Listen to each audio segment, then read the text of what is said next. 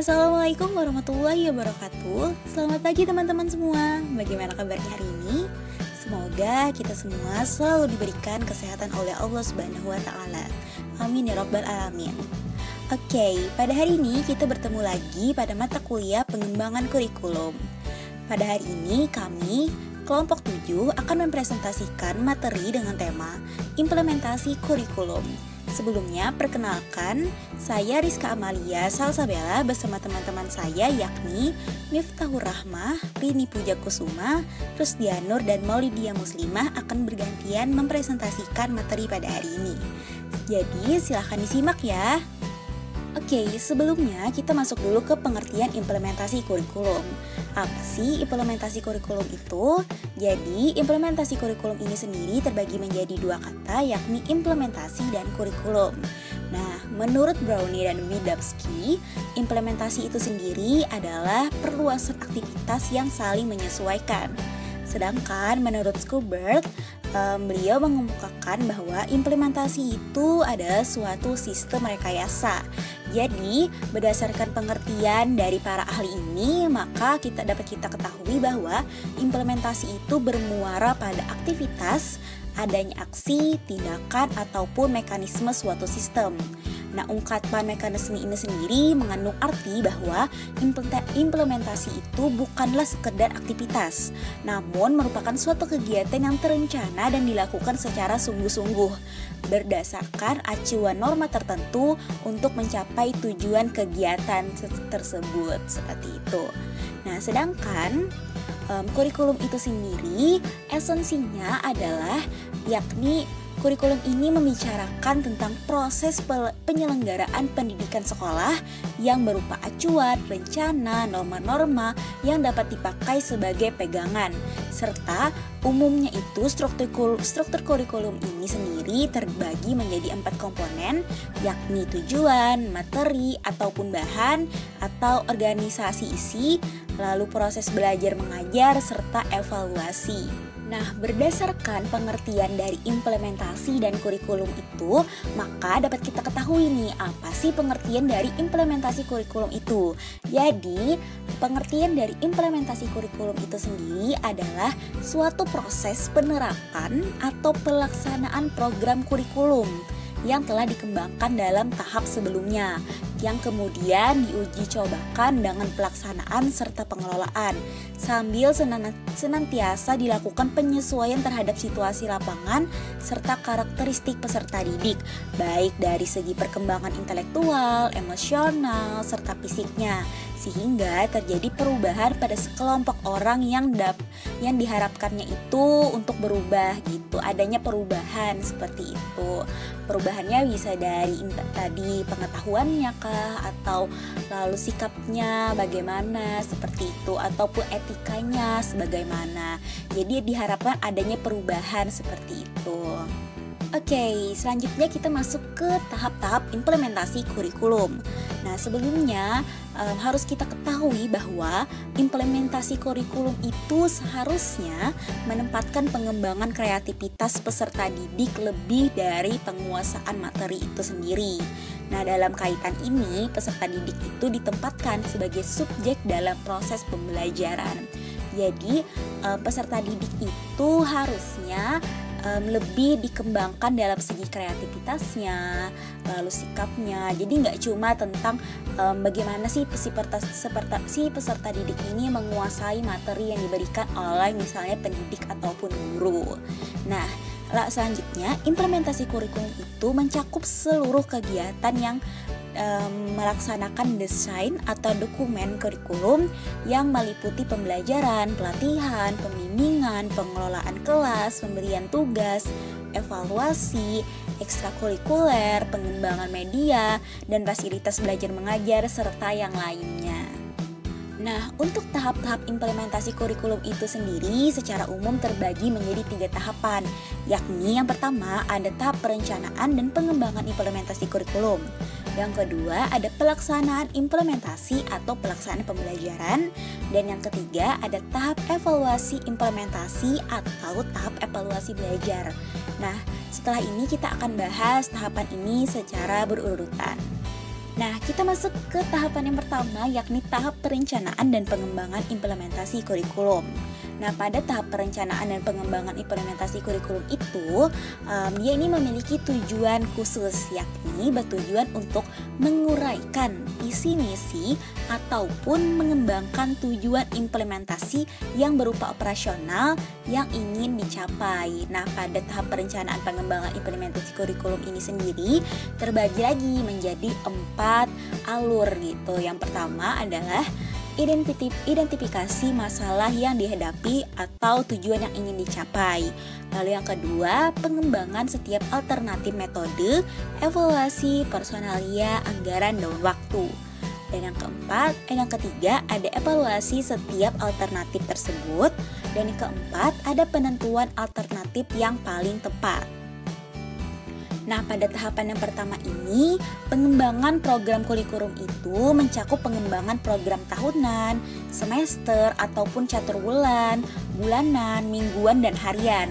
Nah, selain itu juga ada program bimbingan dan konseling atau program remedial serta program bimbingan konseling itu.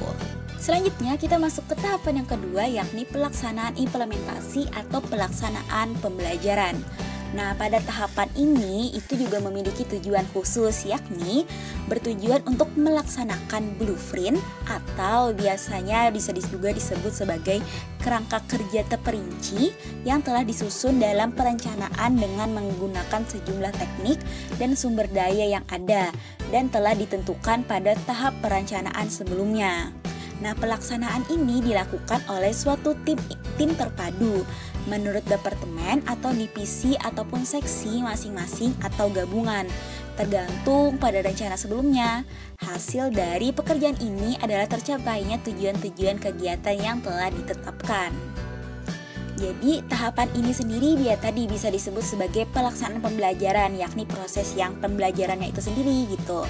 Nah, jadi pada hakikatnya pembelajaran itu kan adalah suatu proses interaksi antar peserta didik dengan lingkungannya, sehingga terjadi perubahan perilaku ke arah yang lebih baik. Ya tadi seperti yang saya jelaskan tadi, hasil dari pekerjaan ini adalah tercapainya tujuan-tujuan kegiatan yang telah ditetapkan sebelumnya. Contohnya ini pada pembelajaran itu adalah misalnya terjadinya perubahan pada peserta didik. Contohnya tadi kan seperti perilaku ke arah yang lebih baik. Nah, selanjutnya dalam pembelajaran itu tugas guru yang paling utama ini adalah mengkondisikan lingkungan agar menunjang terjadinya perubahan perilaku bagi peserta didik tersebut. Jadi guru atau pendidik itu sendiri harus bisa gitu mengkondisikan lingkungannya agar bisa menunjang proses belajar mengajar si peserta didik agar tujuannya tadi agar terjadi perubahan pada peserta didik. Contohnya seperti dari perilakunya kah, lalu atau sikapnya kah, lalu juga intelektualnya, seperti itu. Oke, selanjutnya kita masuk ke tahapan yang terakhir, yakni tahap evaluasi implementasi atau tahap evaluasi belajar.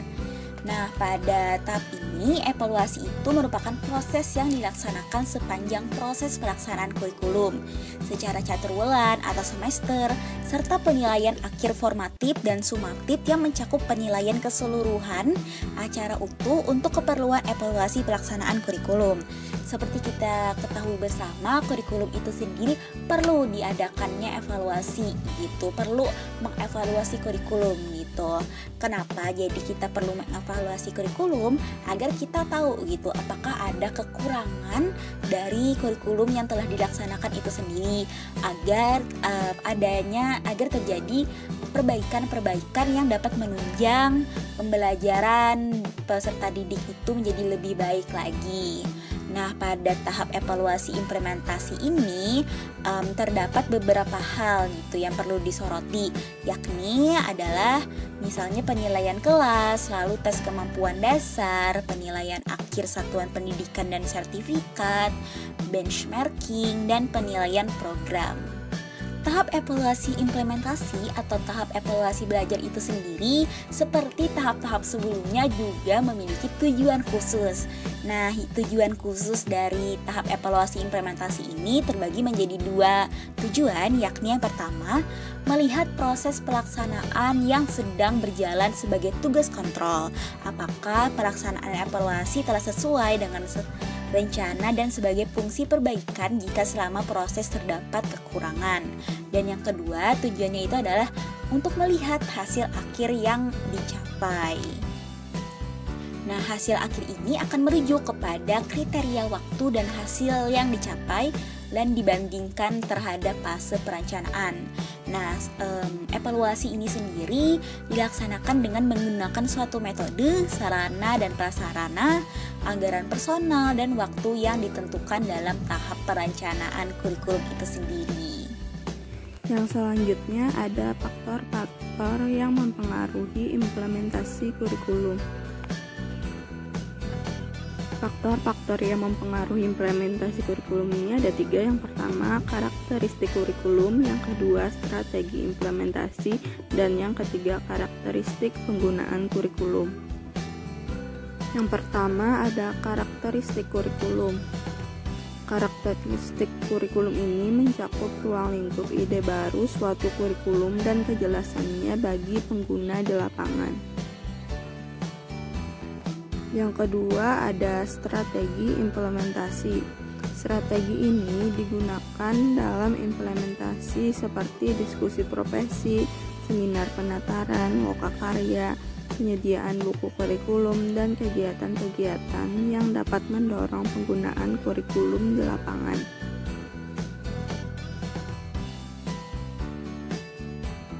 Yang ketiga ada karakteristik penggunaan kurikulum.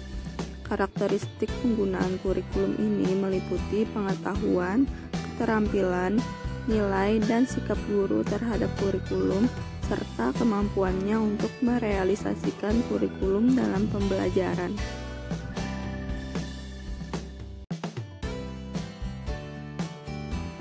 Jadi, dalam pengimplementasian kurikulum diperlukan komitmen semua pihak yang terlibat dan didukung oleh kemampuan profesional seperti guru sebagai salah satu implementator kurikulum.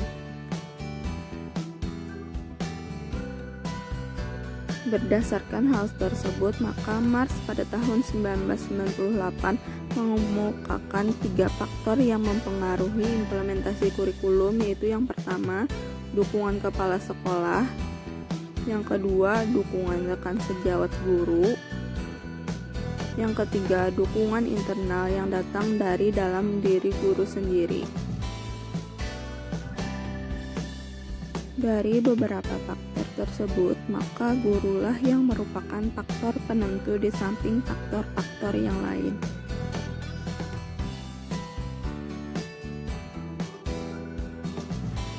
Selanjutnya, saya akan membahas tentang prinsip-prinsip implementasi kurikulum. Nah, prinsip-prinsip dalam pengembangan kurikulum ini menurut Profesor Dr. Nana Syaudih Sukamadinata terbagi menjadi 2, yaitu prinsip umum dan prinsip khusus. Untuk prinsip umum terdapat 5 prinsip, sedangkan prinsip khusus terdapat 4 prinsip. Untuk penjelasan yang lebih lanjut, saya akan membahas di slide yang selanjutnya. Yang pertama, saya akan membahas tentang prinsip umum. Pada prinsip umum terdapat relevansi, ada fleksibilitas, kemudian ada kontinuitas. Apa sih relevansi itu? Jadi, kurikulum itu di dalamnya harus ada tujuan, isi, dan proses belajar harus relevan dengan tuntutan, kemudian kebutuhan dan perkembangan masyarakat. Kemudian, fleksibilitas, bahwa kurikulum itu harus berisi halaman-halaman yang solid, tetapi dalam pelaksanaannya memungkinkan terjadinya penyesuaian berdasarkan kondisi daerah, waktu, maupun kemampuan dan latar belakang anak. Jadi, kurikulum itu harus fleksibel. Kemudian ada kontinuitas, bahwa kurikulum juga hendaknya berkesinambungan antara satu tingkat kelas dan kelas lainnya, antara satu jenjang pendidikan dengan jenjang lainnya. Jadi, harus relevansi, harus fleksibel, dan harus kontinuitas. Kemudian yang selanjutnya, kurikulum itu harus memiliki prinsip praktis dan efektivitas. Praktis artinya kurikulum itu harus mudah dilaksanakan. kemudian efektivitas, bahwa keberhasilan kurikulum itu baik secara kuantitas maupun kualitasnya harus diperhatikan kaitan antara aspek utama kurikulum, yaitu tujuan, isi, maupun pengalaman belajar. Kemudian yang selanjutnya adalah prinsip khusus. Prinsip khusus pada kurikulum itu yang pertama media. Jadi, proses belajar mengajar perlu didukung oleh penggunaan media dan alat-alat bantu pengajaran yang tepat. Kemudian penilaian. Alat penilaian harus mengikuti beberapa prosedur, mulai dari perumusan tujuan umum, menguraikan dalam bentuk tingkah laku, maupun menghubungkan dengan bahan pelajaran dan menuliskan butir-butir tes. Kemudian, prinsip yang berhubung dengan tujuan, yaitu perumusan komponen pendidikan harus selalu mengacu pada tujuan pendidikan yang telah ditetapkan. Kemudian, isi kurikulum harus meliputi segi pengetahuan, sikap, dan keterampilan, dan unit-unit kurikulum harus disusun dalam urutan yang logis dan sistematis.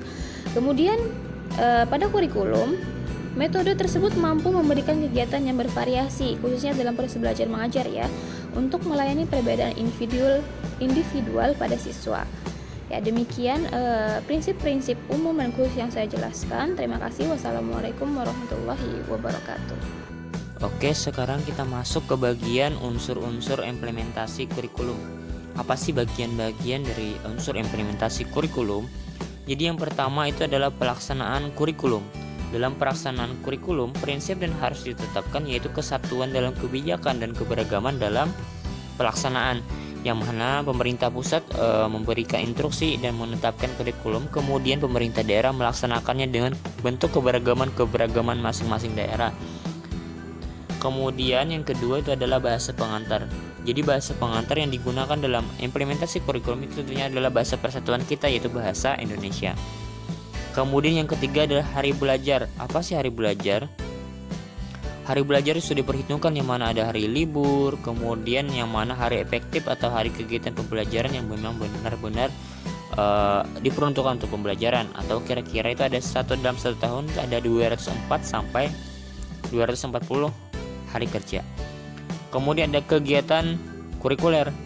Nah, kegiatan kurikuler itu terbagi menjadi dua, yaitu ada intrakurikuler dengan ekstrakurikuler. Apa sih intrakurikuler?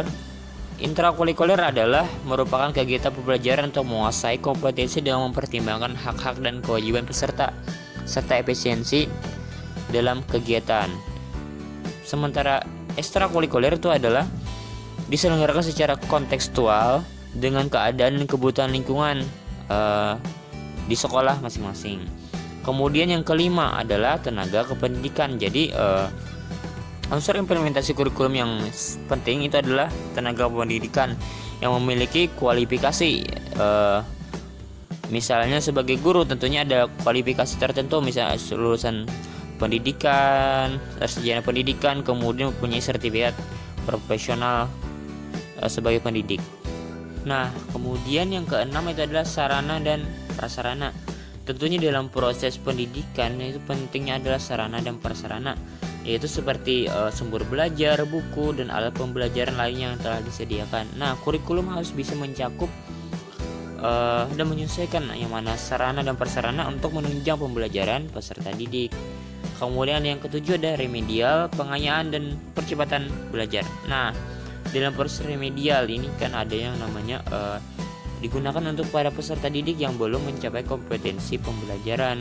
Jadi dibimbing, kemudian diberi pengarahan khusus sehingga peserta didik ini mendapatkan atau bisa mencapai kompetensi yang telah ditetapkan.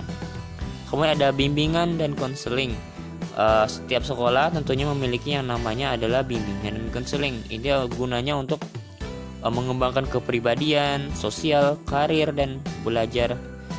Untuk yang selanjutnya, bimbingan konseling ini diberikan secara berkelanjutan, jadi secara berkesinambungan diberi dan di treatment kepada anak-anak atau peserta didik sehingga memiliki kepribadian yang berkarakter sesuai dengan kurikulum yang ditetapkan. Nah, kemudian yang ke-9 itu adalah pengembangan dan penyusunan silabus. Tentunya dalam proses kurikulum itu pentingnya adalah yang namanya adalah silabus ini dikembangkan sesuai dengan kondisi dan kebutuhan sekolah. Nah, karena kondisi sekolah masing-masing tentunya ada yang berbeda-beda. Tentunya setiap sekolah harus bisa menyesuaikan, tapi harus berpacu kepada yang namanya adalah standar kompetensi. Jadi standar kompetensi ini silabus dapat disusun berdasarkan kondisi dan ciri khas daerah masing-masing. Untuk contohnya pada mata pelajaran muatan lokal. Kemudian yang ke-10 adalah pengelolaan kurikulum. Jadi pengelolaan kurikulum itu dilakukan dengan memberdayakan seluruh unsur penyelenggara kependidikan. Itu ada komite sekolah, dewan sekolah, serta dunia usaha dan guru. Jadi bukan hanya kepada peserta didik atau guru, namun kepada seluruh komponen-komponen sekolah yang memang berperan penting dalam pengembangan atau pengelolaan kurikulum. Kemudian ke-11 adalah unsur atau sekolah yang bertaraf internasional. Nah, sekolah ini didirikan untuk menghasilkan lulusan yang mampu bersaing pada tingkat internasional. Sekolah ini tersebut menggunakan kurikulum nasional dan internasional. Jadi ada sekolah-sekolah yang memang didirikan memiliki standar nasional dan internasional, seperti yang namanya sekolah-sekolah seperti SMA Benua. Nah, itu kan memiliki yang namanya mereka menggunakan kurikulum nasional dan internasional. Contohnya adalah seperti gurunya yang memang banyak atau berasal sebagian besar ada yang dari Turki, dan mereka pun bekerja sama dengan sekolah-sekolah yayasan seperti Karisma Bangsa dan lain-lain.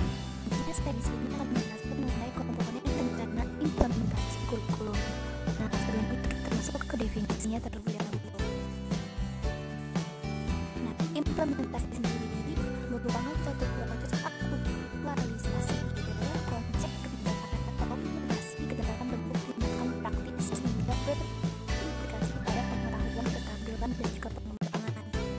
Implementasi kurikulum sendiri definisinya merupakan penetapan atau pelaksanaan program kurikulum yang telah dikembangkan dalam tahap sebelumnya, lalu kemudian diubahkan penyesuaian terhadap situasi lapangan, karakteristik peserta didik, baik perkembangan intelektual, emosional, serta bisnisnya. Jadi secara sederhananya, definisi dari implementasi kurikulum merupakan penerapan atau pengimplementasian perencanaan yang telah dilakukan terhadap peserta didik yang disesuaikan dengan kondisi lingkungan.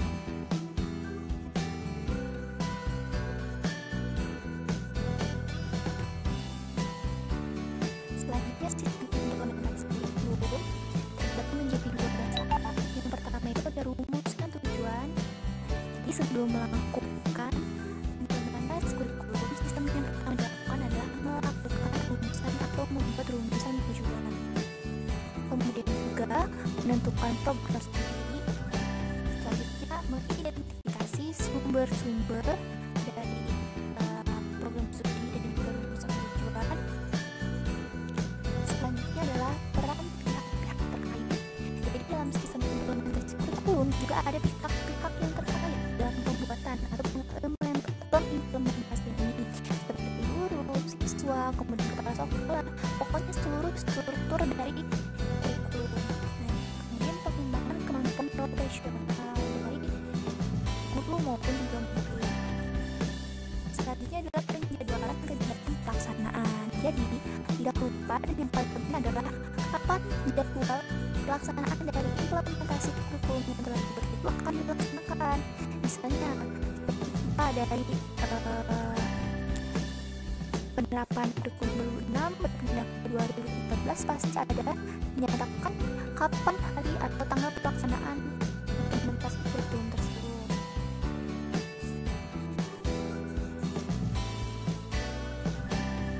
Selanjutnya ada unsur-unsur penunjang dari implementasi kurikulum juga tidak bisa dilupakan. Selanjutnya adalah mentoring atau pengarahan. Setelah dibuat sebelum melakukan implementasi itu dilakukan mentoring dulu kepada guru-guru supaya menghindari miskomunikasi antara guru-guru dan juga siswa, atau guru-guru yang masih belum paham dengan sistem dari kurikulum itu. Jadi lakukanlah dulu mentoring, karena kan itu banyak dilakukan pelatihan-pelatihan bila ada kurikulum baru yang diterapkan di Indonesia. Kemudian juga komunikasi, lalu pencatatan dan laporan. dari implementasi itu bagaimana kemajuannya, bagaimana dalam proses pelaksanaannya, bagaimana semuanya itu harus dicatat dan dibuat laporan. Kemudian setelah dibuat laporan, dibuat catatan, dilakukan evaluasi proses dan itu dilakukan evaluasi satu persatu. Lalu setelah dilakukan evaluasi, dilakukan penerapan, dilakukan pelaporan di catatan, maka dilakukan perbaikan atau redesigning kurikulum atau apa sih kalau bahasanya itu memperbaharui apa-apa yang kurang atau apa-apa yang perlu ditunjang lagi dalam implementasi kurikulum di selanjutnya. Jadi implementasi kurikulum dalam konteks standar sebenarnya penerapan. Sedangkan kebelakang sebagai kita aplikan mengatakan bahwa implementasi kurikulum